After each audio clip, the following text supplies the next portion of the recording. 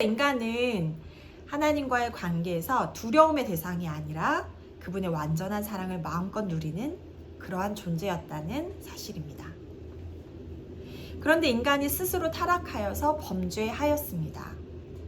그럼 인간의 타락은 무엇이었을까요?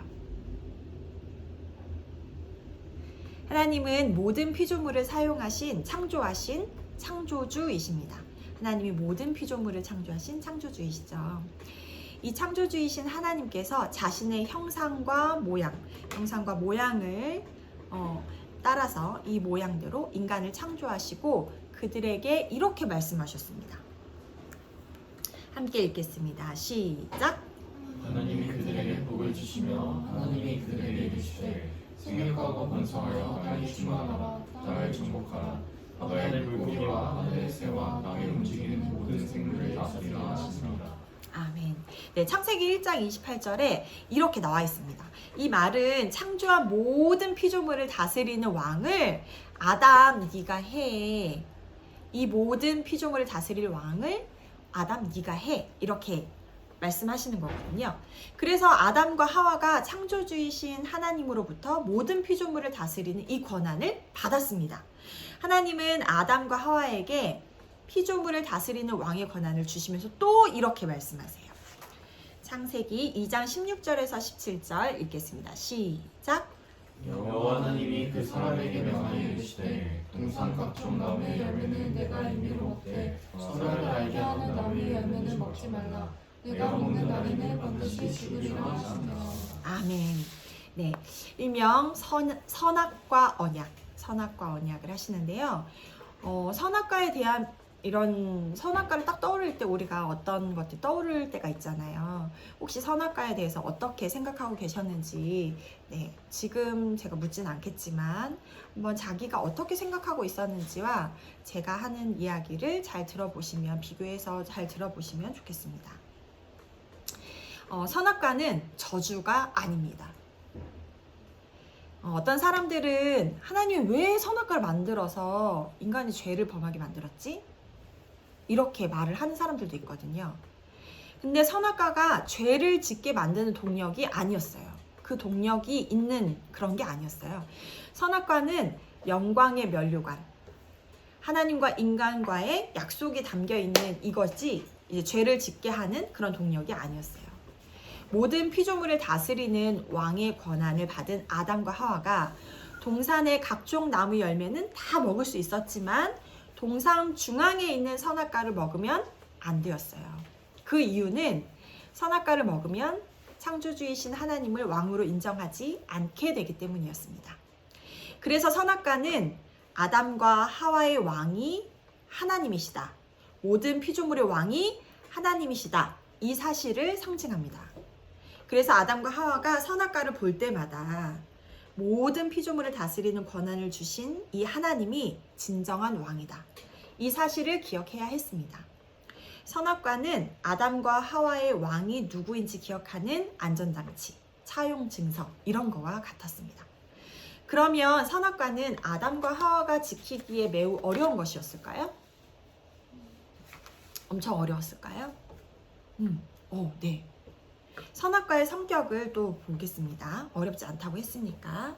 선악과의 성격은 첫째, 실행 불가능한 것은 아니었어요. 그냥 자율성에 있었습니다. 먹을 수도 있고 안 먹을 수도 있는. 그리고 두 번째는 일회성이 아니라 그냥 지속적으로 계속해야 되는 부분이었습니다. 계속해서 지켜야 할 사항이었던 것이죠. 세 번째는 이상한 열매가 아니었어요. 막 먹으면 곰이 막 사람으로 변신하듯이 이런 게 아니라 그냥 어떤 화학적인 변화가 있는 이상한 열매가 아니었어요. 그냥 선악과 열매를 먹으면 열매 자체에서 화학적인 반응이 일어나거나 변화되거나 이런 것들이 아니었습니다. 그리고 네 번째는 고상한 주제가 아니었어요. 굉장히 어려운 막 고난이도에 있는 예술이나 도덕적으로 굉장히 큰 어떤 그런 가치의 문제가 아닌 그냥 단순히 먹고 안 먹는, 그냥 먹고 안 먹는 이런 문제였어요. 그러니까 결과적으로 아담과 하와가 충분히 지킬 수 있는 것임에도 불구하고 하나님의 약속을 그냥 스스로 깨고 선악과를 먹게 되었습니다. 선악과 언약을 스스로 파괴한 최종적인 결과가 인간이 타락하여서 사랑과 기쁨으로 하나님과의 인격적인 교제의 대상에서 영원히 심판받아야 하는 심판의 대상이 되어져 버린 것입니다. 그래서 인간 존재 자체가 죄인이 된 것입니다. 그래서 우리가 흔히 죄를 말할 때 좀 도덕적, 윤리적 기준으로 생각을 하게 되어지는데요. 그러니까 인간의 기준으로 도덕적, 윤리적 죄는 그냥 존재적 죄인에게서 나오는 죄의 열매지 죄의 본질은 아닙니다. 그러니까 이제 죄의 열매와 죄의 본질은 어떤 관계가 있는지 한번 보겠습니다.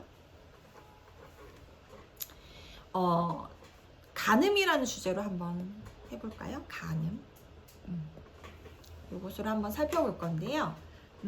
세상에서 인간과 인간이 살아가는 집단 사회에서 이제 도덕적이고 윤리적인 가치로 우리가 간음을 이전에는 간음을 죄로 규정하는 법을 세워놨었습니다. 간음을 죄로. 그래서 간통죄라는 게 있었죠. 그래서 지금은 폐지가 되었는데 이걸 이용해서 이혼을 하니까 다시 폐지가 되었는데 원래 그 전에는 이 간음을 죄로 규정하는 법이 세워져 있었습니다. 그래서 어떤 사람이든 사회에서 실제로 간음을 행한 것이 들통이 나면 그 법의 테두리에서 그는 죄를 범한 것이 되는 거고 안 들키면